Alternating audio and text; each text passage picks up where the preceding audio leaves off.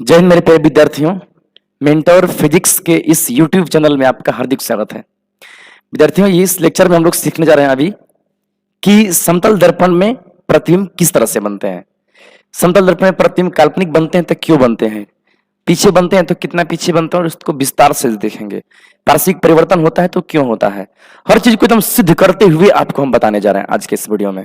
इसलिए डीप से बताएंगे क्योंकि आपके जो बोर्ड के क्वेश्चन आ रहे हैं, जो आपके IIT नीट और भी जितने कॉम्पिटिशन है उसे क्वेश्चन आ रहे हैं, वो पूरा डीप से क्वेश्चन कर रहे हैं। तो हम लोग समतल दर्पण को शुरू कर रहे हैं, पूरा विस्तृत तरीके से सीखेंगे और अच्छे से देखेंगे। और इसको चूंकि वीडियो का सेकंड पार्ट आप देख रहे हैं कि लेक्चर 2 लिखा हुआ है, तो लेक्चर 1 जो वीडियो है आपको हम दे चुके हैं। लेक्चर 1 वीडियो जो है आपको हम भेज चुके हैं और उसमें हम लोग बात किए हैं प्रकाश के बारे में। प्रकाश की कहानी उसमें है कि कैसे कण तरंग के बारे में उथल पुथल हुआ था, और उसमें आपको प्रतिबिंब है, दर्पण है, ये सब चीजें उसमें हैं, प्रकाश पुंज इत्यादि चीजें उसमें हैं। तो आप सब उसको अगर देख लिए होंगे तो ये वीडियो आपको बहुत अच्छा से समझ में आएगा।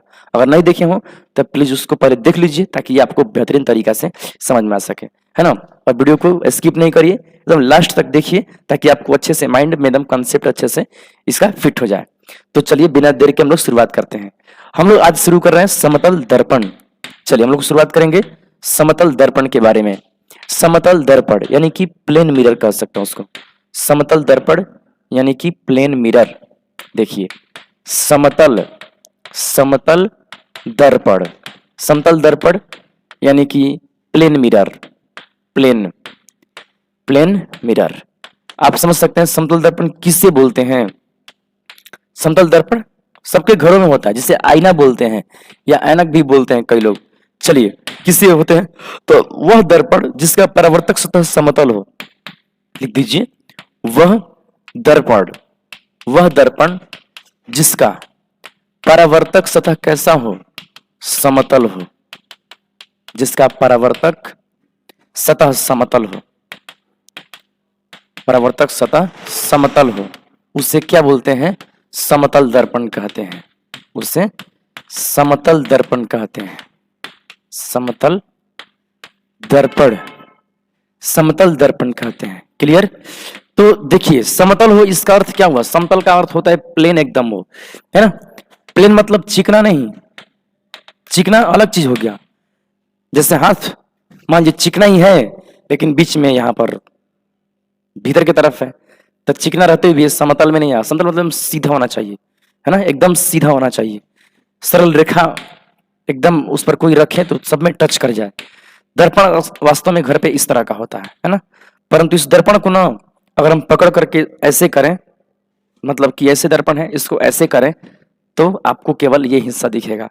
इसलिए बोर्ड पर ना समतल दर्पण हम लोग इस तरह से बनाएंगे, ठीक है। आगे से चेहरा देख सकते हैं, जिस चेहरा देखेंगे उधर प्रकाश का परावर्तन भी होगा, इसीलिए इसको बोलते हैं परावर्तक सतह। इधर पेंट रहता है, सिल्वर नाइट्रेट वगैरह, है ना। तो इसमें जो पेंट है तो उसको बोलते हैं कलई किया गया सतह, चाहे कलई सतह या सिल्वर्ड सरफेस बोलते हैं इसको, है ना। या इसको रंजित सतह भी कहते हैं, रंजित सतह, है ना, रंजित सतह। इधर में तो चेहरा देखते हैं, इधर प्रकाश का परावर्तन अगर अक्सर होता है तो इसको बोलते हैं परावर्तक सतह। इसको क्या बोलते हैं, परावर्तक सतह बोलते हैं, परावर्तक सतह बोलते हैं। तो इस तरह से ये है दर्पण। और दर्पण तो आप रोज देखते हैं, लेकिन जरा गौर कीजिए, जिस व्यक्ति को पहली बार दर्पण मिला हो वो बहुत ही चकित होता होगा अपना हम शक्ल देख करके। आज भी कुछ जंतु, जैसे कि मान लीजिए कि कुछ जंतु है, बंदर को ऐनक दे दीजिए, बंदर को देखिए एकदम चकित रहता है वो। बंदर को दे दीजिए, कुत्ते को दे दीजिए, है, वो लोग एकदम परेशान रहता है देख करके इसमें क्या चल रहा है ना। तो कुल मिला के दर्पण जो समतल दर्पण होते हैं वो बहुत ही अमेजिंग है ना। इतना बेस्ट फोटो बनाते हैं कि एकदम क्या मतलब कहना। क्या उसमें कोई करंट जाता है पीछे से, नहीं, बिना लाइन के काम करते हैं वो तो एक मैकेनिकल चीज है समझिए कि, जिसपे कोई मतलब कि इलेक्ट्रिसिटी के बिना फोटो बनाते हैं कभी भी, एकदम प्रेस। उसके सामने ये कैमरे और ये जो कंप्यूटर के डिस्प्ले है ना, एकदम फीका पड़ जाते हैं, जितना बेस्ट वो फोटो बना सकता है। तो चलिए हम लोग सीखेंगे आज के इस लेक्चर में कि समतल दर्पण फोटो बना कैसे पाता है। हम लोग का हेडिंग होगा कि समतल दर्पण कैसे फोटो बनाता है, यानी समतल दर्पण में प्रतिबिंब बनना। तो चलिए हमारे साथ सीखते हैं, हम लोग सीखते हैं मिलकर के। लिखिए समतल दर्पण में, समतल दर्पण में प्रतिबिंब बनना। चलिए अच्छे से सीखते हैं, मस्ती से सीखेंगे, कहीं दिक्कत नहीं होगी। चलिए हेडिंग लगाइएगा, समतल दर्पण में प्रतिबिंब बनना। एकदम आपको बेसिक तरीका से सिखा रहे हैं, ये बहुत ही बेसिक पॉइंट है जिसको एकदम आना चाहिए, तभी आप कोई भी क्वेश्चन कर पाएंगे। डीपली स्तर के भी क्वेश्चन हो तब भी ये जरूरी है कम से कम जानना। देखिए ये हो गया समतल दर्पण, ठीक, और हमको इसमें प्रतिबिंब आना है। वस्तु इसमें कैसे ले रहे हैं, तो मान लीजिए ऐसे, एक तरह से कहते हैं हम इसको कि बिंदु वस्तु। ये किसका फोटो बन रहा है, बिंदु वस्तु। बिंदु वस्तु के लिए जो फोटो बन रहा है इसमें बिंदु वस्तु का बात करी जाएगी, ठीक ना। ये बिंदु वस्तु का फोटो होगा। देखिए ये गड़बड़ हो रहा है। चलिए बिंदु वस्तु का फोटो हम लोग सीखेंगे, है ना, बिंदु वस्तु के लिए। तो चलिए बिंदुवत वस्तु, सबसे पहले छोटे से शुरुआत करते हैं ना। पता है इस बिंदु, कोई भी बिंदु हो कितना भी छोटा हो तो उसमें से असंख्य प्रकाश निकलता है। और यहाँ पर हम लिखे हैं तो ये आपको कोई वस्तु, छोटी छोटी वस्तु, उस सबको दिखता है क्योंकि वो उसमें से अनंत किरणें निकल रही हैं। चलिए कुछ किरणों को हम लेकर के फोटो बनाएंगे, कम से कम 2 किरणें चाहिए होते हैं फोटो बनने के लिए। तो देखिए मान लीजिए एक प्रकाश इधर ले गए, सोचिए कैसे परावर्तन हुआ दर्पण पर। तो सबसे पहले इसका हम लोग अभिलंब खींचते हैं, और अभिलंब से जिस कोण पर आया होगा, जिस कोण पर ये आया होगा उसी कोण पर ये दूसरे साइड में क्या होगा, परावर्तित हो जाएगा।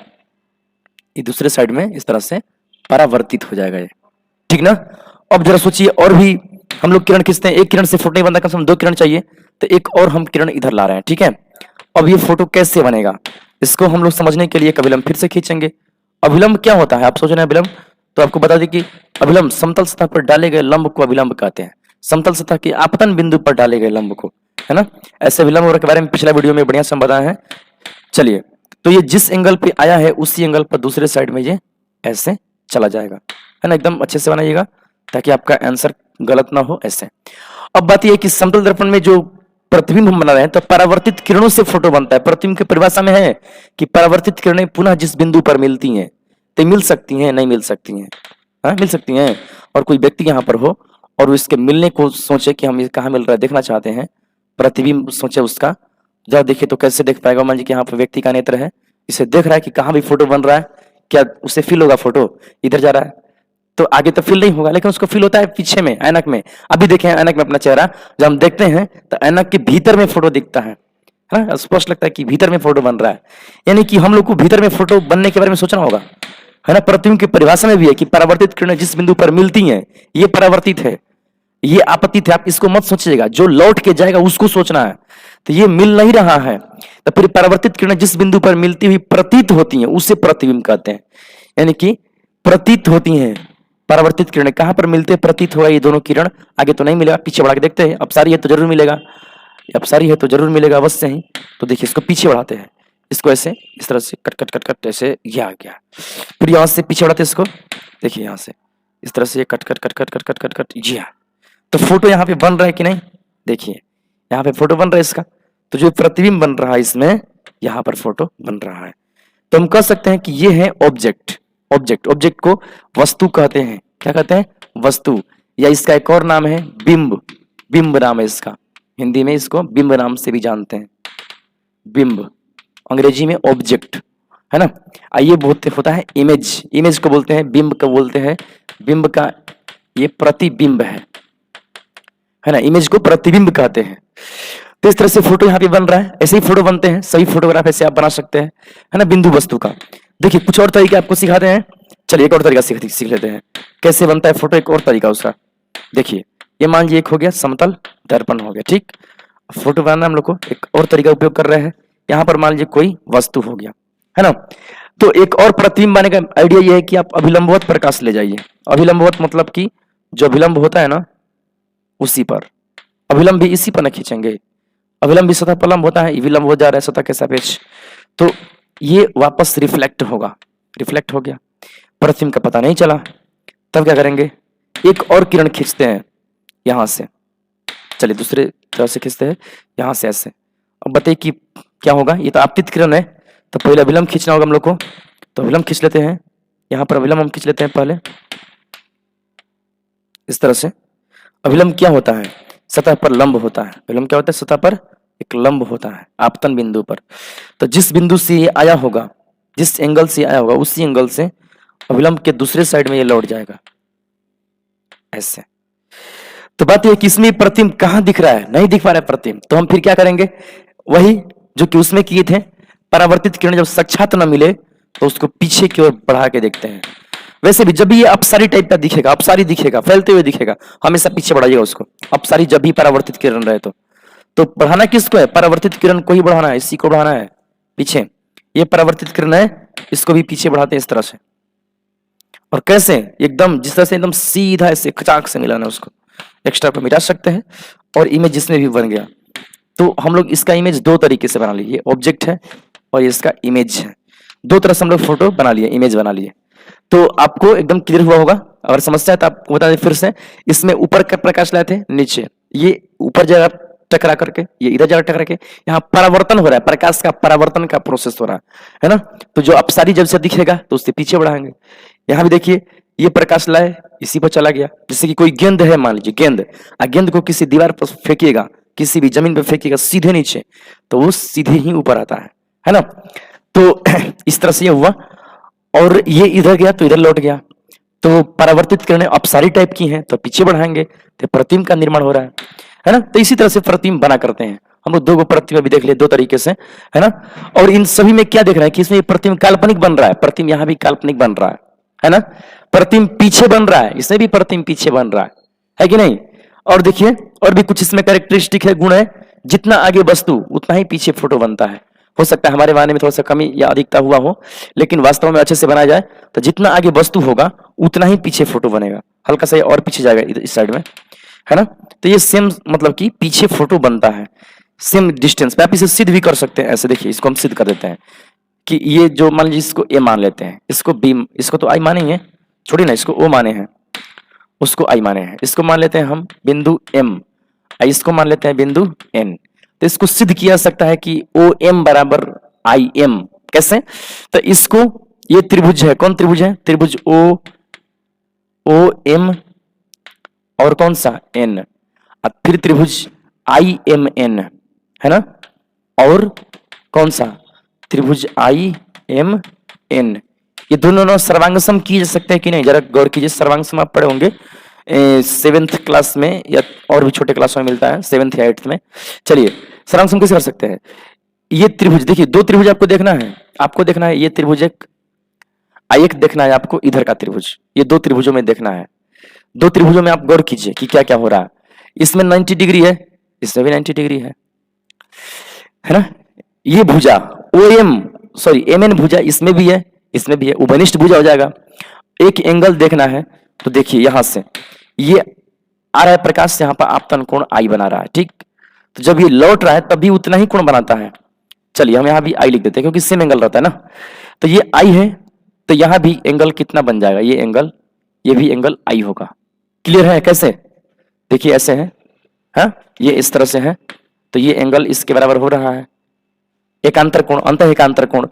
और देखिए, अगर हम इसको सीधे बढ़ाते हैं, या विलंब को हम सीधे बढ़ाते हैं अगर, तो जरा गौर कीजिए यहाँ पे कितना एंगल बनेगा, सोच के बताइए यहाँ पे कितना एंगल बनेगा। ये एंगल अगर आई है, ये सीधे बढ़ रहा है, तो शीर्षाभिमुख कोण के नियम से इसमें भी हम आई ही लिखेंगे, आई लिखेंगे, है कि नहीं। ये आई ऐसे होता है, कैंची, कैंची जैसा होता है ना कोण, ऐसे क्रॉस, ये एंगल इसके बराबर, इसको बोलते हैं शीर्षाभिमुख कोण, है ना। कैंचा कैंची नहीं बोलते हैं। ये आई है तो इधर भी क्या हो गया, आई बन गया। तो ये आई है तो यहाँ भी तो इस टाइप का है, यहाँ भी हम लोग आई लिख सकते हैं। तो स्पष्ट आप देख सकते हैं कि इसमें भुजा दोनों में है, 90-90 दोनों में है, ये एंगल सेम है। तो दो एंगल और एक साइड के माध्यम से, यानी कि इसको क्या बोलते हैं, दो एंगल एक साइड, यानी कि हम बोल सकते हैं कि एंगल साइड एंगल से क्या है, ये समरूप है। कौन, ऊपर के ये दोनों त्रिभुज समरूप है। समरूप नहीं बोलते, सर्वांगसम बोलते हैं। देखिए सर्वांगसम, सर्वांगसम है। जब ये सर्वांगसम है तो हम कह सकते हैं स्पष्ट कि ये दोनों त्रिभुज के हर एक हिस्सा बाई CP/CT बराबर होगा, है ना। अतः संगत भाग, दोनों त्रिभुज के संगत भाग बराबर होंगे। जब इसको मोड़ेंगे तो ये इस पर पड़ेगा, यानी कि MI, इसका जो MI होगा भुजा, वो उतना ही होगा जितना कि MO होगा, जितना कि MO होगा, है ना। हम जो चित्र बनाए हैं इसमें हल्का सा ये यहाँ पर लगभग ये जाएगा ऐसे, यहाँ पर ऐसे ही बनेगा, थोड़ा सा पीछे जाएगा, ठीक ना। तो ये साबित हो गया। कुल मिलाकर हम इसको कह सकते हैं ना, MI को क्या बोलते हैं, प्रतिबिंब दूरी, इसको बोलते हैं प्रतिबिंब दूरी, प्रतिबिंब दूरी, प्रतिबिंब दूरी, है ना। आगे चलकर हम लोग इसको भी से दिखाएंगे। MO को क्या बोलते हैं, जरा सोच के देखिए, MO को क्या बोलते हैं, MO को क्या बोलते हैं, MO को वस्तु दूरी बोलते हैं। तो ये हो गया वस्तु दूरी, बराबर क्या हो गया, वस्तु दूरी।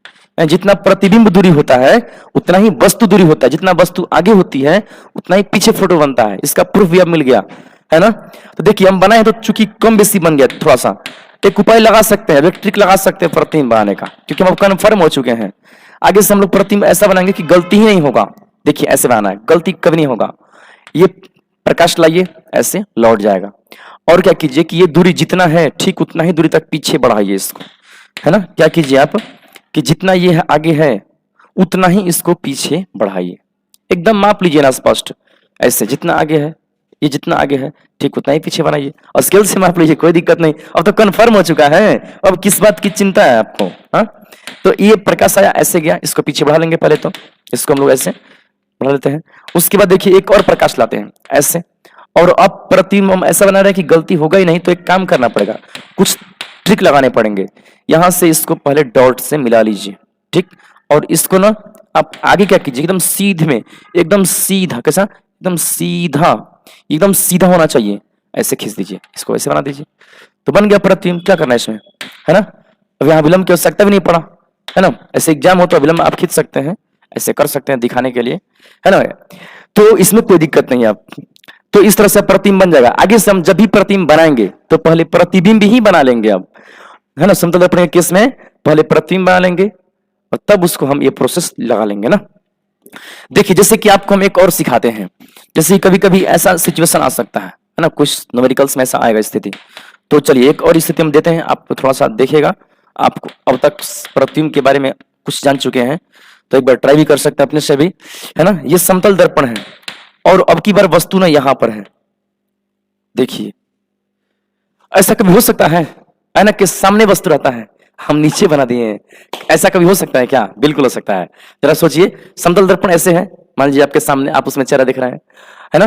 और अगर आप उस दर्पण के पास जाकर नीचे ताकेंगे, नीचे देखेंगे तो जमीन पर स्थित वस्तुएं दिखती हैं, यहां तक कि आपके पैर भी उस दर्पण में दिख सकते हैं। दर्पण इतना ही बड़ा है, आप इधर देखेंगे ना तो आपके पैर भी उसमें नजर मतलब स्पष्ट आते हैं, आप देखे होंगे। तो बिल्कुल ही जो वस्तु दर्पण के सामने न हो, सामने नहीं है, फिर भी इसमें इसका फोटो बनेगा। प्रश्न ये कि कैसे बनेगा, थोड़ा सा आप वीडियो को रोक करके एक बार ट्राई कर सकते हैं, जल्दी से एक बार ट्राई करिए और फिर हम इसको बताते हैं। क्या देखिए, और ऐसे बनता है। चलिए हम बनाते हैं इसको। सबसे पहले क्या करना कि ट्रिक लगा के बनाना है आपको। इसको ना पहले ऐसे बढ़ा लीजिए, ठीक। उसके बाद क्या करिए कि प्रतिबिंब आपको बनाना है, यहां सबसे पहले ये डॉट से ही इसको मिला लीजिए। ये जितना आगे है ना ठीक उतना पीछे तक इसको कर लीजिए, है ना। ऐसे यहाँ पे दर्पण नहीं है इसलिए हम वो लाइन हटा दिए हैं। तो अब वो क्या होगा, अब क्या करिए, देखिए अब तो जितना आगे वस्तु है उतना पीछे फोटो कर लिए हैं। आपको रे डायग्राम केवल दर्शाना है। तो यहां से एक प्रकाश ले चलिए, है ना। किधर ले चलिएगा, सामने नहीं, सामने कोई दर्पण नहीं है, तो एक्सटेंड किए हैं दर्पण को, काल्पनिक रूप से बढ़ाए हैं इसको। तो असली दर्पण यहां से शुरू होता है ऊपर में, तो हम इसको ले चलेंगे यहाँ पे और ये दर्पण पर ये स्ट्राइक करेगा, टकराएगा कटाक्ष से। उसके बाद ये कैसे निकलेगा, तो जैसे भी निकलेगा हम लोग क्या करेंगे ना कि इसको ट्रिक से बना रहे हैं, तो पहले ना इसको मिला लेंगे, इसको हम पहले ऐसे मिला लेंगे, ठीक है। एकदम सीधा होना चाहिए, थोड़ा सा टेढ़ा हो जा रहा है, हमारे पास स्केल नहीं है अभी, ऐसे। तो अब क्या करेंगे ना कि इसको एकदम जिस तरह से आए ठीक उसी तरह से सीधा इसको रिफ्लेक्ट करा देंगे।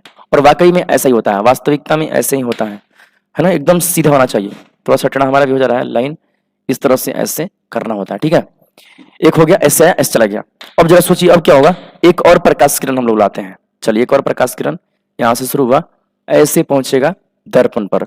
अब पहुंचने के बाद क्या होगा कि यहां पर आएगा, है ना। यहां से इसको पहले डॉट से मिला दीजिए, ऐसे डॉट से इसको एक बार मिला दीजिए। देखिए डॉट से इसको इस बिंदु तक मिला दीजिए, एकदम स्केल लाके करेंगे सीधा होगा। इसको एकदम सीधा ऐसे करिए, क्या आप बता सकते हैं कि ये दोनों किरणों अपसारी हैं कि अभिसारी हैं?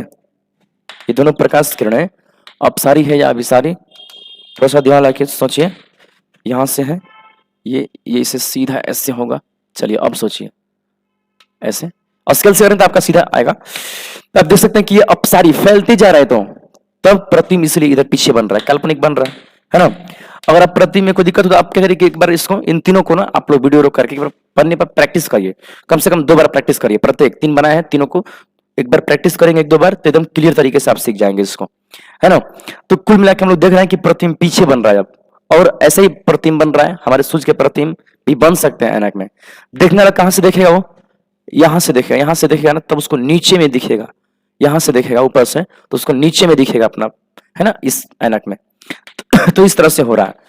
तो ये बिंदु वस्तु के 3 प्रतिबिंब हम 3 तरीके से सिखा रहे हैं, क्योंकि ये बेसिक बात है बाबू, ये बोर्ड एग्जाम में नहीं पूछता है, नहीं कोई आपके कंपटीशन में पूछेगा। ये एक बेसिक चीज है, इतना जानेंगे ना तभी आप न्यूमेरिकल अच्छे से कर पाएंगे।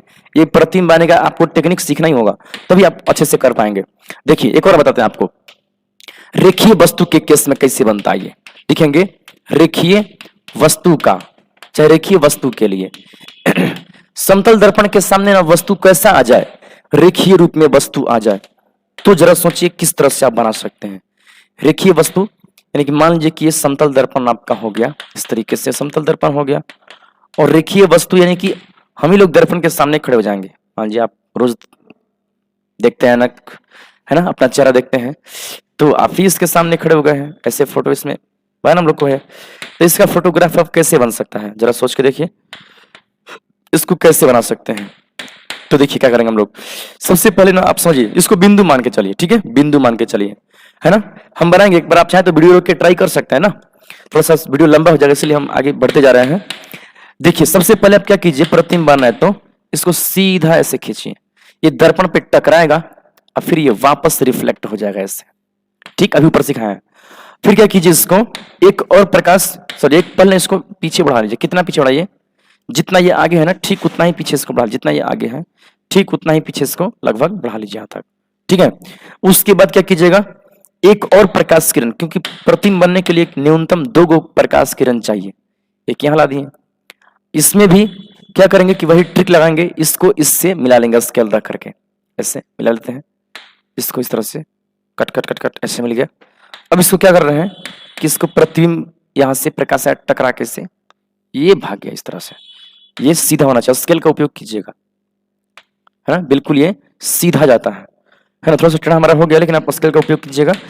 चलिए अब बताइए, हम लोग अब देखें अगर तो एक और यहां से खींचते हैं प्रतिबिंब, ठीक है, यहां से एक सीधा आया किरण, नीचे लास्ट बिंदु का, एक सिर का बन रहा है, एक सिर का फोटो बन गया, अब पैर का फोटो बन रहा है, तो ये ऐसे वापस लौट जाएगा, है ना। और इसको हम डॉट डॉट से पीछे बढ़ा देंगे, इसको डॉट डॉट से ऐसे पीछे बढ़ा देंगे। उसको हम कितना पीछे बढ़ाएंगे, जितना ये वस्तु है उतना ही यहाँ पर, यानी कि ये जितना उतना ही ये भी है, तो ये जितना उतना ही ये भी होगा, लगभग उसके जस्ट नीचे लगभग होगा ये। उसके बाद क्या कीजिए आप इसको कि एक किरण और ले चलिए, एक प्रकाश किरण और, चलिए एक प्रकाश किरण यहाँ से ऐसे लाए, थोड़ा सा इसको लगातार लाइन खींचना है, ऐसे कर दिए, है ना। उसके बाद बताइए क्या होगा, उसके बाद इसमें ना हम लोग यहाँ पर से इसको ट्रिक से बना रहे हैं, चूंकि पहले इसको हम लोग इसको यहाँ से डॉट से मिला लेंगे, ठीक है। उसके बाद ना ये परावर्तित करा देंगे सीधा लाइन से। देखिए पीछे में हमेशा डॉट लाइन क्यों प्रयोग कर रहे हैं, इसलिए डॉट लाइन प्रयोग कर रहे हैं कि इधर किरणें नहीं जाती है भाई, उधर जो किरणें है ना वो काल्पनिक रूप से केवल फील होती है हम लोग को, हम लोग का आंख ना लगता है, इसको फील करता है कि भीतर बना है, भीतर बना है, भीतर कुछ नहीं है, भीतर कोई प्रतिबिंब नहीं बना है। यहाँ पर एक बार ऐसा फील होता है कैसा फोटो बन रहा है। देखिए हम इसको ऐसे बढ़ा सकते हैं इस टाइप से, देखिए आप देख रहे हैं कि ये वस्तु है और इसका प्रतिबिंब यहाँ पर बन गया है। तो इसी तरह से प्रतिबिंब बनता है, इसमें भी ये जितना दूरी पर वस्तु है फोटो भी उतना ही दूरी पर बन रहा होता है ना। और अगर आप एक बात देखिएगा इसमें, तो जितना वस्तु का हाइट है, मान लीजिए इसको हम ए बी मान लेते हैं, इसका वस्तु का हाइट को क्या मान लिया हम, ए बी, है ना। तो प्रतिबिंब का हाइट जो है ना ए डैश बी डैश, ये दोनों सेम होता है। क्या इसको सिद्ध किया सकता है क्या, थोड़ा सा सोच के देखिए कैसे सिद्ध कर सकते हैं।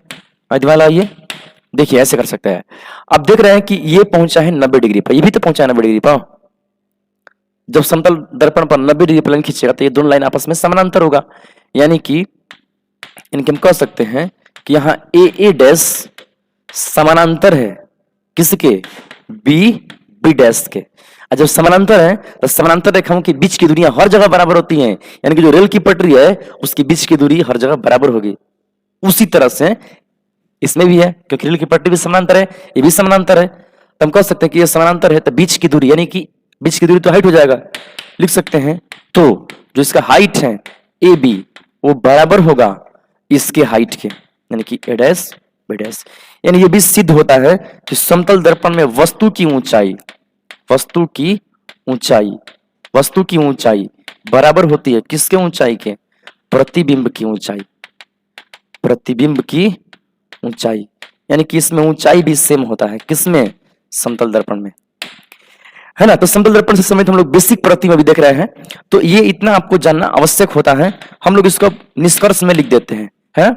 तो हम लोग क्या क्या लिखेंगे इसमें, स्पष्ट है क्या क्या लिखेंगे। एक लिखेंगे समतल दर्पण में प्रतिबिंब हमेशा काल्पनिक बनता है। कैसा बनता है, काल्पनिक बनता है ना।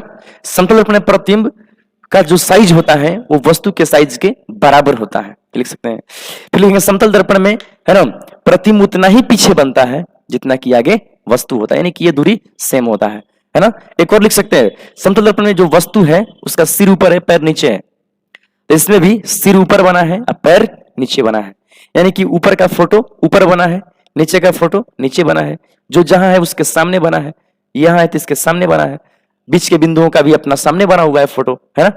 तो ये सीधा का सीधा रह गया, यानी कि ये ऊपर नीचे, यानी कि वाई अक्ष में ना ये सीधा है, दर्पण जिस अक्ष में रखा हुआ है उस अक्ष में प्रतिबिंब जो होता है ना एकदम सीधा बनता है। तो आइए हम लोग इसको लिख लेते हैं और लिखेंगे इसमें समतल दर्पण में बनने वाले प्रतिबिंब की विशेषताएं। लिखेंगे एक सब हेडिंग, समतल दर्पण में बनने वाले प्रतिबिंब की विशेषताएं। प्रतिबिंब की विशेषताएं। चलिए इनके विशेषताओं को हम एक एक करके लिखेंगे, ठीक है। कई विशेषताएं हैं। चलिए तो नंबर फर्स्ट हम लोग काम करते हैं। लिखिए नंबर फर्स्ट, लिखिए समतल दर्पण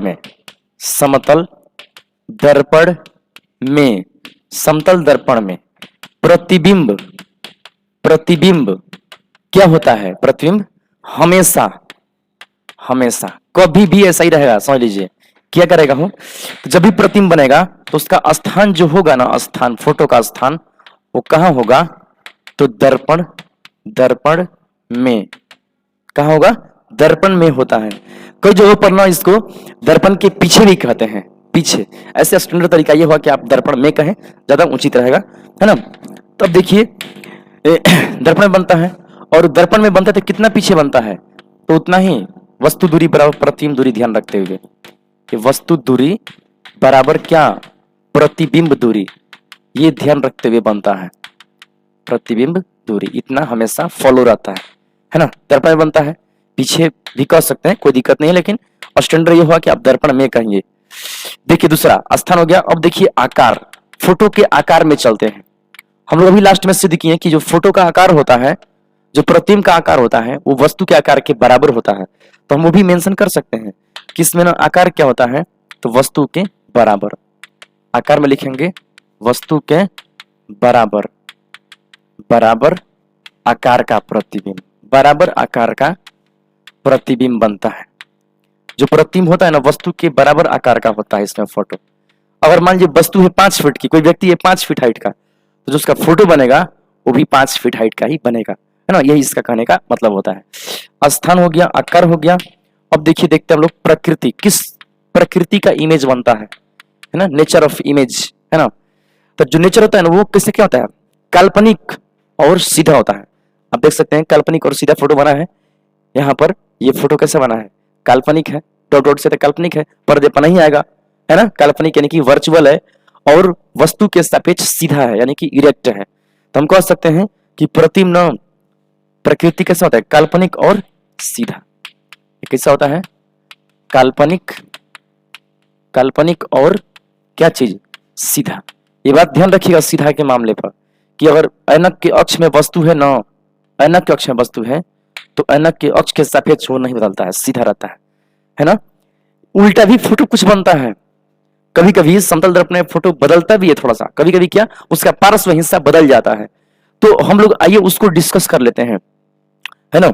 समतल दर्पण में पार्श्व हिस्सा बदल जाता है, यानी कि समतल दर्पण में आपको बता दें थोड़ा सा कुछ इस तरह से स्थितियां होती है समतल दर्पण में जो पार्श्विक रूप से चेंज वाली बात है। जैसे मान लीजिए कि कोई समतल दर्पण यहाँ पर है इस तरह से, और कोई भी यहाँ पर आप रखे हैं वर्ड, कोई भी मान लीजिए कि यहाँ पे कुछ है इस तरह से है, तो समतल दर्पण उसको उलाट देता है, ऐसे ऐसे कर देता है वो इस तरह से। क्या बदल दिया इसका, इसका ऊपर नीचे नहीं बदला है, ऊपर नीचे सेम है। जैसे डी अक्षर है और हम कोई अक्षर और ले लें, जैसे मान लीजिए कि ए अक्षर ले ले, तो ये भी बिल्कुल ऐसे ही बनता है, इस तरह से बन जाता है इसमें। तो ये ऊपर नीचे के मामला में ठीक है, लेकिन इधर का जो मान इधर का थोड़ा सा निकला हुआ है, इसमें इधर का निकलता है ना। कोई भी हिंदी का वर्ड आपको लिख दीजिए, उसमें उल्टा बनता है, ऐसे बनता है, ऐसे कमाल का बनता है देखने पर।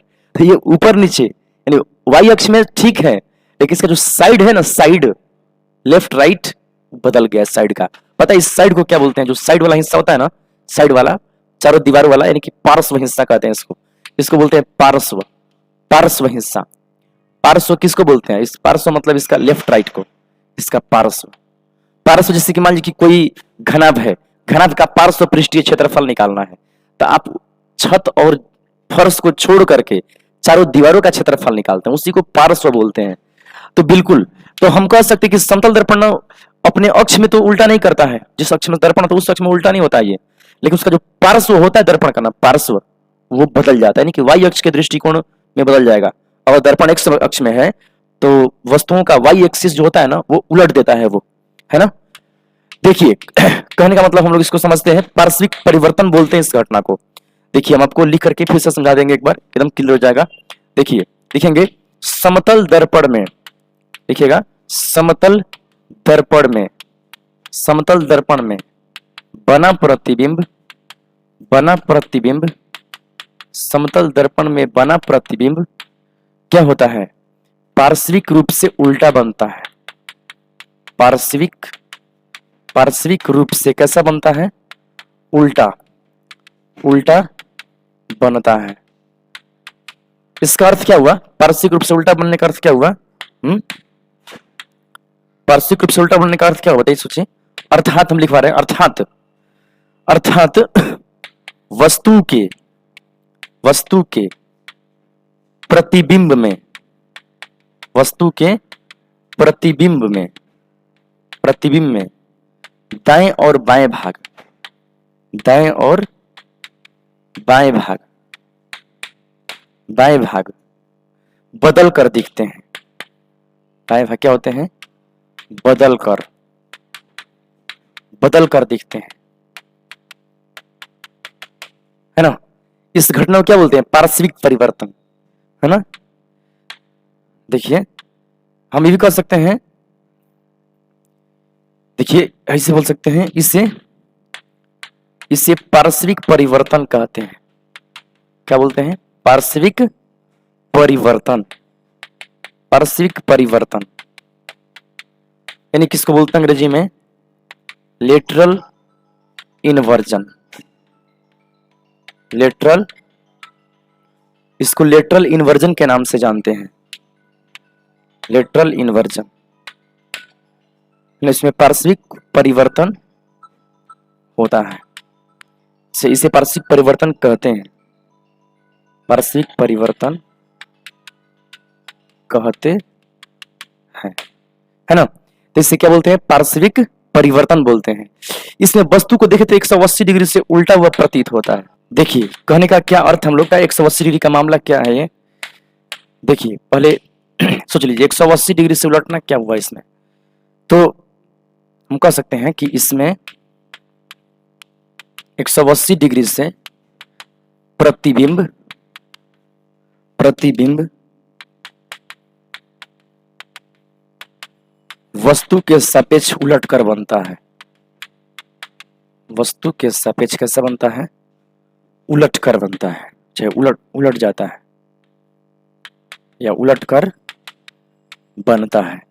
चलिए हम इसको एक बार फिर से समझ लेते हैं, एक बार बताए हैं लेकिन एक बार अभी फिर से बताते हैं आपको इसमें क्या ऐसा होता है। जैसे मान लीजिए कि कोई भी इसमें कोई दर्पण हो गया, समतल दर्पण, इसके सामने आप कोई भी ले लेते हैं, अच्छा मान लीजिए ये आर ही ले लेते हैं, ठीक है। अब इसके दर्पण में फोटो देखिएगा, दर्पण में फोटो तो इसमें कैसा होता है, तो दर्पण में फोटो क्या होगा ना किसका, कि ये उल्टा होके बनता है। क्यों बनता है ये भी देख लेते हैं। दर्पण में एक नियम है कि पास के वस्तुओं का फोटो पास बनता है और जो दूर का वस्तु है उसका फोटो दूर बनता है। तो ये सब पास वाला हिस्सा है, ये हिस्सा दर्पण के पास है, ये हिस्सा पास है, इसका पास में ही फोटो बनेगा, है ना। और जो दूरी पर वस्तुएं हैं, ये दर्पण से दूरी पर ना है, तीनों दर्पण से दूर है, इसके अपेक्षा ये लोग दूर है तीनों, तो ये तीनों लास्ट में बनेगा, यानी कि इसका फोटो कुछ इस तरह से मतलब कि लास्ट में जाएगा। कुल मिला के ये ऐसे घूम करके बनता है ना। पास वाला पास बना, जो दूर है उसका दूरी पर फोटो बना, है ना। तो देखिए इसका अर्थ ये हुआ, दूरी का उतना बना, तो हम क्यों कह सकते, क्यों उलट गया, आप सोच सकते हैं क्या, पास का पास बना, दूरी का दूरी हुआ, क्यों उलट गया। अगर ये कहा जाए कि समतल दर्पण में फोटो पार्श्विक रूप से परिवर्तित क्यों दिखता है, तो आप इसका जवाब स्वरूप क्या कह सकते हैं, तो इसका कारण में आप लिख सकते हैं, कारण ऐसा क्यों उल्टा हो रहा है, कारण क्या है पार्श्विक परिवर्तन का, तो वही है जो दर्पण का एक गुण भी है, वस्तु दूरी बराबर क्या होता है, प्रतिबिंब दूरी, ये हमेशा फॉलो करता है। इसी वजह से ना क्या होता है कि नजदीक वाला नजदीक बना, जो दूरी पर है वो दूरी पर बना, यानी कि पार्श्विक रूप से उल्टा ये दिखने लगा, प्रतिबिंब, है ना। तो ये इसमें मतलब की हो गया। 180 डिग्री से उलटने की बात है, अगर उसकी हम बात कर लें तो वो ऐसे होता है। देखिए 180 डिग्री से उलटने की जो बात आ रही है, जैसे मान लीजिए कि ये एक दर्पण हो गया, सॉरी ये मान लीजिए एक पेन हो गया, ठीक है, और इस पेन या पेंसिल जो भी बनाते हैं यहाँ पर, मान लीजिए पेंसिल बना देते हैं, ठीक है, ऐसा हो गया। अब इसका फोटो जब बनाइएगा तो ये इसका नोक पास में न है, तो इसका प्रतिबिंब नोक का पास में बनेगा, है ना। और जो ये सब हिस्सा है ये दूर होते जा रहा है नक से, तो उसका दूरी पे बनेगा ऐसे, है ना। तो इस तरह से इसका फोटो जनरली पेन का बनता है, काल्पनिक बनता है इसलिए हम डॉट डॉट से दिखा रहे हैं, ऐसे ऐसा बनेगा।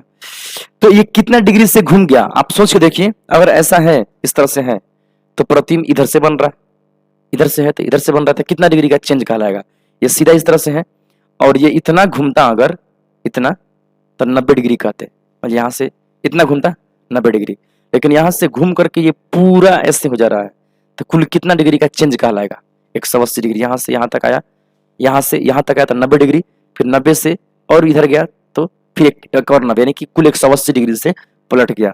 तो यही इसमें कहा गया। तो अब देखिए इनमें से ना कुछ हम लोग देख चुके हैं पार्श्विक परिवर्तन भी, और समतल दर्पण में कुछ न्यूमेरिकल टाइप के कुछ आते हैं, रीजनिंग क्वेश्चन, है ना। रीजनिंग में कुछ क्वेश्चन जो है वो समतल दर्पण पे आधारित रहते हैं और आते हैं वो। चलिए कुछ प्रश्न आपको हम यहाँ पे देते हैं, कुछ क्वेश्चंस हैं जिसको आप बताइएगा। देखिए जैसे देता है ना कि मान लीजिए कि एक अक्षर है इस तरह से है ना, और समतल दर्पण में कह दिया ना कि इसका आप बताइए कि कहाँ फोटो बनेगा, कैसे बनेगा, है ना। एक यहाँ पर दे दिया है क्या चीज, समतल दर्पण, पूछा कि यहाँ पर इमेज कैसा बनेगा, है ना, और उसका 4 ऑप्शन दे देता है कि इनमें से आप चुनिए कि इसमें से कौन सही है। ये ऑप्शन मान लीजिए इसमें दे दिया इस तरह से, है ना, कि डी, है ना, इस तरह से दे दिया है DAER, ऐसे दे दिया, सोच के बताइए कौन सा सही होगा, DAER इस तरह से दे दिया। सी नंबर ऑप्शन दिया आपका DAER, ऐसे दे दिया। इनमें से कौन सा सही है आपको चूज करना है ना। एक डी नंबर ऑप्शन आपको हम यहाँ पर लिख दे रहे हैं, है ना, डी नंबर ऑप्शन आपका है, इनमें से कोई नहीं, तो सोच के बताइए इसमें से कौन सा होगा। देखिए वीडियो को रोक करके एक बार ट्राई करना चाहिए, है ना। तो देखिए हम इसका आंसर आपको बताते हैं। देखिए ऐसे हो सकता है, ये समतल दर्पण है और यहाँ पर अक्षर लिखा हुआ है, इस तरह से लिखा हुआ है, तो इसका फोटो जब बने तो डी चूंकि पास में है तो इसका पास में बनेगा, ऐसे उस साइड से, एक का ऐसे ही बनेगा, एक का उल्टा पता ही नहीं चलेगा। कुछ अक्षर ना सममित अक्षर होते हैं, उनका उलटना अच्छा मतलब कि पता ही नहीं चलता कि वो उल्टा भी हो रहे हैं। ई का उल्टा पता चलेगा, देखिए आर भी ऐसे उल्टा होगा, 180 डिग्री सबको हम उल्टा कर दे रहे हैं, इसका उल्टा भी पता चलेगा। तो इस तरह से फोटो तीनों बन रहे हैं। तो आप मिला सकते हैं कि कौन सा ऑप्शन आपका इसमें सही हो रहा है ना, बिल्कुल ये ऑप्शन आपका मिल रहा है, तो बी नंबर ऑप्शन आपका सही होगा ना। रीजनिंग में पूरा का पूरा चैप्टर मतलब आता है जिसमें समतल दर्पण द्वारा प्रतिबिंब या जल प्रतिबिंब पढ़ा जाता है, ये होता है। वाकई में देखा तो ये अभी भी थोड़ा सा मिस्टेक है, क्योंकि ये सभी डॉट से बनने चाहिए, क्योंकि इसमें काल्पनिक प्रतिबिंब दिखाना होता है। खैर ऑप्शन के अनुसार ये सही है। तो इसी सिस्टम का उपयोग ना एम्बुलेंस में होता है। किसमें? एम्बुलेंस में। एम्बुलेंस में ना आप एम्बुलेंस में आप देखेंगे तो जस्ट उल्टा लिखा रहता है। एम्बुलेंस गाड़ी जो होता है, एम्बुलेंस, उसके आगे में उल्टा एम्बुलेंस लिखा रहता है। क्यों लिखा रहता है? तो इसी से संबंधित है वो, है ना। उल्टा इसलिए ताकि आगे की जो गाड़ियां हैं, कोई गाड़ी अगर आगे आगे जा रहा है, उसके पीछे से एम्बुलेंस जा रहा है, तो आगे वाला गाड़ी जो अपने जब साइड मिरर में देखेगा तब पीछे वाले गाड़ी का जो एम्बुलेंस उल्टा है उसको दर्पण द्वारा सीधा होकर दिखेगा। वो समझे कि इसमें एम्बुलेंस गाड़ी है, इमरजेंसी है, इसको जल्दी से आगे जाने दो, साइड तुरंत मिल जाएगा, इसीलिए ऐसा किया जाता है ना। चलिए एक और आपको क्वेश्चन देते हैं जिसे आप एक बार देखिएगा। एक ऐसा क्वेश्चन रीजनिंग में आता है जो कि इसी से संबंधित है, ठीक है ना। इसको भी आप लोग एक बार देखिएगा। था एक क्वेश्चन आता है ना कि एक घड़ी है, इस तरह से ये घड़ी हो गया, और इस घड़ी में ना यहाँ पर इस तरह से है, केवल ऐसे इंडिकेट है, उसमें कुछ लिखे नहीं हुए हैं, है ना, ऐसे घड़ी है केवल। और इसमें इस तरह से सिस्टम है कि किसी क्षण ऐसा सुई इंडिकेट कर रहा है, ऐसा। तो आपको बताना है कि इस घड़ी में तो अभी मान लीजिए कि 3 बज के कितने मिनट हो रहे हैं, 3 बज के 25 मिनट हो रहे हैं। आपको बताना है कि अगर हम इसी घड़ी को दर्पण में देखें, दर्पण में, तो कितना बजते प्रतीत होगा। ये क्वेश्चन हो गया ना। इसके ऑप्शन हम देते हैं, इसके ऑप्शन, चलिए इसके ऑप्शन है आपके कि जिससे आप टिक कर सकते हैं। ए नंबर ऑप्शन में दिया है कि उसमें भी यही बजेगा। बी नंबर ऑप्शन में मान लीजिए आपको दे दिया कि उसमें आपका हो जाएगा 9:25। सी ऑप्शन कह रहा है कि नहीं 8:25। और डी ऑप्शन कह रहा है कि 8 है ना, 8 कितना मिनट, इसमें मान लेते हैं हम 35 मिनट कहते हैं। तो आप इसको जरा सा सोच के देखिए तो कौन सा इसका सही होगा आपका। एक बार देखिए, दोबारा आइए वीडियो करके। तो चलिए आगे बढ़ते हैं हम। देखिए इसमें ऐसे इसका हम जवाब दे सकते हैं, जरा ध्यान से देखिएगा। चलिए इसका जवाब हम लोग देखते हैं कैसे बनता है इसका फोटो, इसका आंसर। पहले एक घड़ी बना देंगे ऐसे, इतना बड़ा, है ना, और ऐसे हो गया, थोड़ा सा घड़ी लंबा हो गया है। खैर चलिए आप अच्छे से गोल गोल बनाइएगा। और इसमें डायल तो लिखा नहीं है, तो अंक से कोई मतलब नहीं रहा विशेष, है ना। तो अब क्या हुआ कि ये जो दर्पण है उसका नियम यूज करते हैं हम लोग। दर्पण में ये इस साइड में बन रहा है ना, ये सीधे से नीचे है, तो जो फोटो बनेगा इसमें भी ये दर्पण की ओर आ रहा है, सेंटर से दर्पण की ओर, तो भी सेंटर से दर्पण की ओर आएगा। ये 3 से नीचे जा रहा है, तो इसके सामने जो दिख रहा है उससे नीचे जाएगा ये, तो ऐसे होगा, है ना। उसके बाद क्या होगा ये कि जो ये वाला है ये नीचे की तरफ जा रहा है, एक अंक जस्ट नीचे से इधर है, ये ऐसे अगर आएंगे तो दर्पण में ऐसे आते दिखते हैं, तो दर्पण में ये ऐसे शो होगा। तो कुल मिला के कितना आपका जवाब होगा 8:35। 8:35 यानी कि आपका सही ऑप्शन ये होगा। लेकिन इन सब क्वेश्चनों को ना अगर ट्रिकली बनाना है तो इसका एक शॉर्ट ट्रिक है, जल्दी से आंसर आ सकता है बिना इतना हल किए हुए। वो क्या है कि 12 बजे में से 12 बजे लेकर के उसको हम लोग 11:60 लिखते हैं, है ना। ये वाकई में 12:00 है होता है इसका मतलब। और इसमें से ना किसको घटाते हैं, जो भी गिवन डाटा होता है, ये मान लीजिए प्रश्न है उसी को घटा देते हैं। 3:25 घटाइएगा, तुरंत आप पाएंगे कि ये आपका सही जवाब आ रहा है 8:35।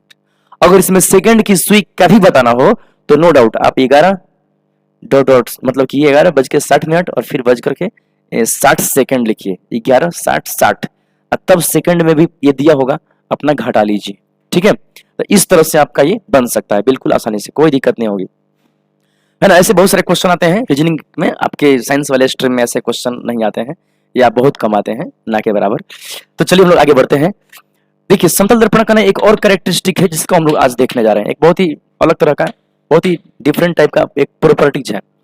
देखिए क्या होता है, और कोई व्यक्ति समतल दर्पण, मान लीजिए कोई व्यक्ति, आप ही हैं, आज समतल दर्पण में अपना पूरा फोटो देखना चाहते हैं।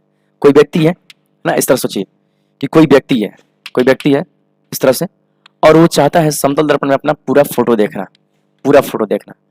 और वो गया है मार्केट में, और वो एक विद्यार्थी है, आप में से कोई हो सकते हैं, और वो सोच रहे हैं कि हम एकदम छोटा दर्पण लेंगे, कितना छोटा से छोटा दर्पण लेंगे कि हम अपना पूरा फोटो उस दर्पण में देख सकेंगे। यानी कि ये अपना पूरा फोटो देखना चाहते हैं, स्वयं से देखना चाहते हैं, स्वयं से अपने आप खुद ही देखेंगे ये। उसके लिए छोटा से छोटा दर्पण की खोज है कि न्यूनतम दर्पण की लंबाई जिसमें ये व्यक्ति पूरा फोटो देख सके। तो दर्पण कितना होता है? अगर ये व्यक्ति 6 फीट का हो, इसका जवाब 3 फीट आता है। 3 फीट यानी कि व्यक्ति की लंबाई का आधा लंबाई का दर्पण होना चाहिए, है ना। देखिए हम इसको ऊपर लिखते हैं, इसको फिर सिद्ध भी करेंगे। तो आइए हम लोग इसको देखते हैं, लिखेंगे। ये तीसरी स्थिति है, हम लोग 2 पढ़ चुके हैं, नंबर 3 पर लिख रहे हैं। लिखेंगे समतल दर्पण में, समतल दर्पण में अपना पूरा प्रतिबिंब, अपना पूरा प्रतिबिंब, अपना पूरा प्रतिबिंब स्वयं देखने के लिए, हाँ स्वयं, स्वयं देखने के लिए, ध्यान दीजिए, स्वयं से देखना है। इन्हें कि आपका प्रतिबिंब कोई दूसरा देखेगा तो वो तो छोटा दर्पण में भी आप हट जाएंगे। एक बड़ा टावर का फोटो भी छोटा दर्पण में हट जाता है। यहाँ ऐसी स्थिति नहीं है। समतल दर्पण में देखने वाला अपना खुद का प्रतिबिंब खुद से देखना चाहता है। तो स्वयं देखने के लिए आवश्यक दर्पण की न्यूनतम लंबाई, आवश्यक समतल, आवश्यक समतल, दिख रहा है ना, आवश्यक समतल दर्पण की न्यूनतम लंबाई, न्यूनतम लंबाई कितना होता है? न्यूनतम लंबाई व्यक्ति की लंबाई का आधी होनी चाहिए, व्यक्ति की लंबाई का, व्यक्ति की लंबाई का आधी होनी चाहिए, आधी होनी चाहिए, आधी होनी चाहिए। देखिए चलिए हम इसको सिद्ध कर देते हैं। यह स्टेटमेंट कह रहा है ना कि अगर व्यक्ति की लंबाई 6 फीट है, जैसे कि बताया आपको 6 फीट है, और वो अपना पूरा फोटो देखना चाहता है दर्पण में, तो जो न्यूनतम दर्पण होना चाहिए ना, व्यक्ति की लंबाई का आधा होना चाहिए। यानी कि 6 फीट का व्यक्ति तो कम से कम 3 फीट का ऐनक रहेगा, तो वो अपना पूरा फोटो देख ले, कहां से कहां तक, एकदम सिर से लेकर के और उसके पैर तक पूरे देख सकेगा। तो देखिए इसको हम लोग कैसे सोच सकते हैं, कैसे सिद्ध कर सकते हैं। और स्टेटमेंट आप अवश्य एक बार देख लीजिए और स्क्रीनशॉट करके लिख लीजिए इसको। तो चलिए हम इसको सिद्ध कर देते हैं। ये भी बहुत आसान है, बस आप ध्यान से समझिएगा इसको, आसानी से आप इसे सिद्ध कर सकते हैं। देखिए कैसे, ये कोई मान लीजिए समतल दर्पण हो गया बड़ा सा, है ना, और कोई व्यक्ति है जो अपना फोटो देखना इसमें चाह रहा है, इतना बड़ा व्यक्ति है ना। ये मान लीजिए कि कोई व्यक्ति है जो अपना फोटो देखने का प्लान कर रहा है ना। अब यहाँ से हम क्या कर रहे हैं कि इसके व्यक्ति का यहाँ से फोटो हम लोग बनाना शुरू कर रहे हैं। तो देखिए यहाँ पर मान लीजिए व्यक्ति का सिर है, और ये मान लीजिए व्यक्ति का एकदम पैर है, ये आंख है, ये आंख है ना, है ना। ये आंख को हम आई कह देते हैं, आई, और ये पैर है, फुट कहते हैं, है ना। इसको भी हम कहते हैं हेड कह देते हैं इसको। चलिए ये हो गया हेड। तो अब देखिए क्या होगा, इसका जो फोटो बनेगा वो कैसे बनेगा समतल दर्पण में, जरा सा सोच के देखिए इसको, थोड़ा सा इसको देखिएगा। ये आंख है, तो इसको कैसे बनाएंगे, यहाँ से प्रकार, यहाँ से पहले हम एक डॉट लाइन लेते हैं, एक यहाँ से डॉट लाइन लेते हैं यहाँ तक, और क्या करते हैं इसमें कि ये प्रकाश किरण यहाँ से ऐसे आएगा, यहाँ से प्रकाश ऐसे आएगा, दर्पण पे टकराने के बाद ये उसी एंगल से सीधे लौटते हुए आंख तक पहुंचेगा। तो आंख को क्या लगेगा, आंख को लगेगा ना, ये जब देखेगा व्यक्ति तो उसको फील होगा कि हमारा जो सिर है वो ऊपर में है, यानी कुछ प्रकाश किरण ऐसे भी आएगा, है ना, ये भी लौटेगा। तो प्रतिबिंब हम लोग कैसे बनाते थे, याद कीजिए, इसको जस्ट पीछे बढ़ाते थे, कितना भी, जितना ये आगे उतना ही पीछे बनाते थे, और ये वहीं पर उसको मिलाते थे ऐसे, ठीक है। व्यक्ति जब ताकेगा ऊपर ना तो उसका सिर अपना दिख जाएगा। अब जरा सोचिए और क्या होगा, पैर की बात है तो इसमें हम बनाते हैं सही, इसके मध्य से यहां तक खींचते हैं। देखिए क्यों खींचते हैं मध्य से, आप तुरंत समझ जाएंगे, बस 1 से 2 मिनट में। और फिर हम यहाँ से प्रकाश किरण ले चलते हैं पैर से, इसके यहाँ पर पहुंचेगा, यहाँ पर प्रकाश किरण पहुंचा, और यहाँ से टकरा करके ऐसे ये आंख में पहुंच गया, है ना, इस तरह से आ गया। जब व्यक्ति देखेगा अपना फोटो पैर का तो नीचे ताकेगा, तो उस क्षण ना व्यक्ति का पैर कहाँ पर फील होगा, सोचिए। इसको हम इधर बढ़ाते हैं, एक सीधे बढ़ाते हैं, एक इसको बढ़ाते हैं, यहाँ पर फील होगा। यानी कि जो व्यक्ति का फोटो होगा ना फाइनल, कहीं ना कहीं यहाँ पर ऐसे नजर आएगा इस तरीके से।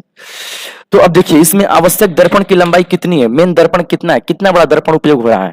इस व्यक्ति की आंख में प्रकाश एक यहाँ से आ रहा है, एक यहाँ से आ रहा है, एक यहाँ से आ रहा है, तो ये दो इतना दर्पण यहाँ पर जरूरी है।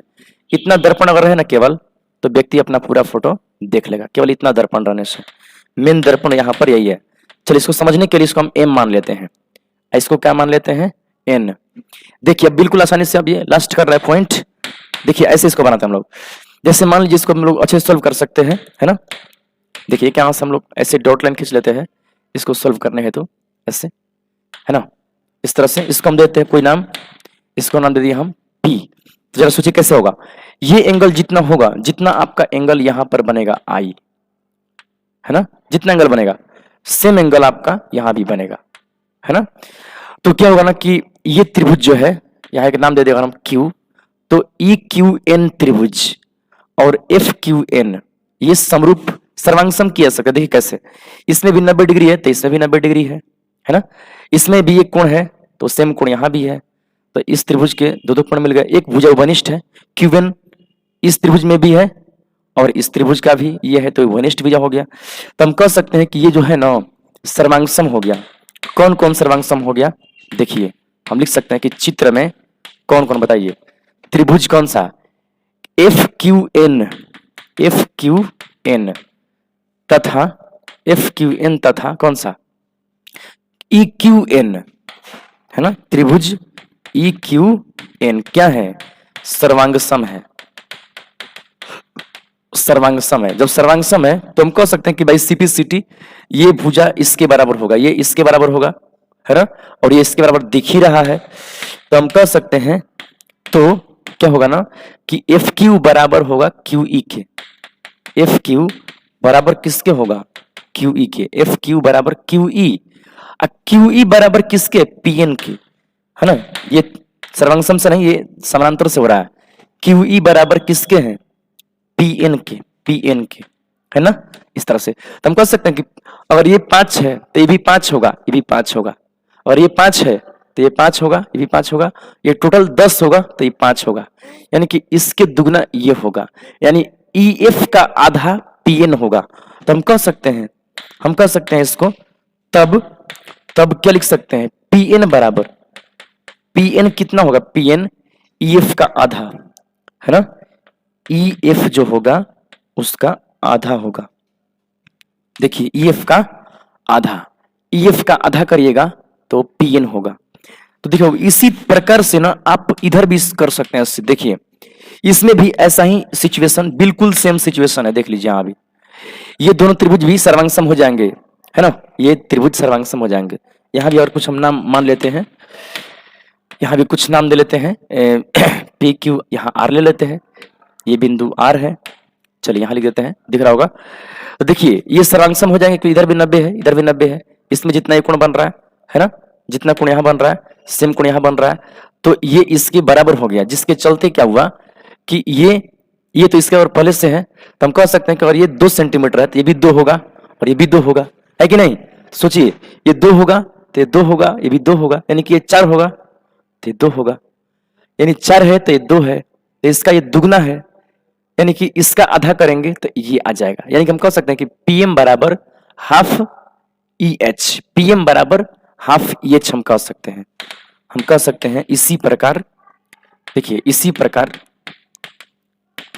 क्या चीज बताइए, तो जो ऊपर के 2 त्रिभुज समरूप है, कौन कौन त्रिभुज, त्रिभुज HRM, कौन सा HRM सर्वांगसम कहना है, सर्वांगसम है किसके, ये HRM सर्वांगसम है ERM के, है ना। ये है त्रिभुज कौन सा, ERM के। देखिए बोर्ड में ये हल करने का कभी नहीं पूछा हुआ है ना, एक ऐसे ही संतुष्टि के लिए इसको सिद्ध किया जा रहा है कैसा ये हो सकता है। तो चलिए अब लास्ट कर रहे हैं सब कुछ। तो इसमें क्या होगा ना कि जो इसमें ये दूरी होगा PM बराबर हाफ EH कह सकते हैं, PM बराबर कितना, EH का हाफ। अब बहुत आसान हिस्सा बच गया, 1 और 2 को जोड़ दीजिए केवल, किसको, समीकरण 1 और 2 को जोड़ देते हैं।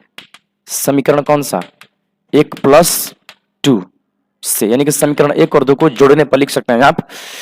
तो लिखिए Pn plus Pm, Pn plus Pm बराबर इधर क्या हुआ EF बटा में 2 प्लस EH बटा में 2।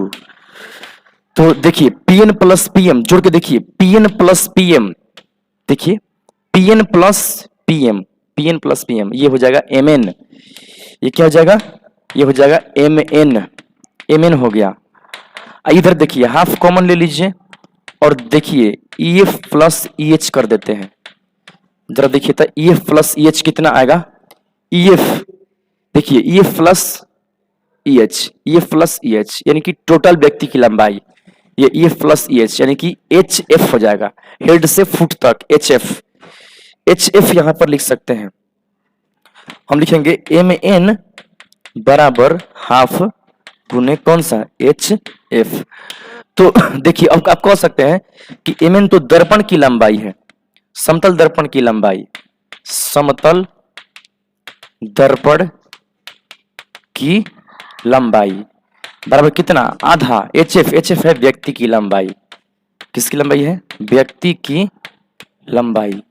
इनका स्पष्ट है कि व्यक्ति की लंबाई की आधा लंबाई का दर्पण होना चाहिए, है ना। इस तरह से बन गई हल। आपको ना और भी कई कैलकुलेशन में हेल्प कर सकता है, कई क्वेश्चन आ सकते हैं आपके बोर्ड के, IIT के, नीट के, तो उसमें आप हल करने का टेक्निक जानेंगे तो इसका उपयोग हम वहां कर सकते हैं। तो ये टेक्निक के लिए भी आवश्यक है।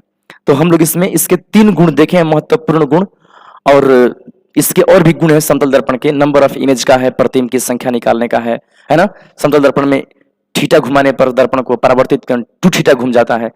तो हम लोग ना ये सब चीजें जो कि अभी कई चीजें इसमें है, सेकंड पार्ट में हम लोग यानी कि अगले लेक्चर में हम लोग इसको देखेंगे। तो चलिए आपने अपना बहुमूल्य समय दिया, इसके लिए बहुत बहुत धन्यवाद। जय हिंद।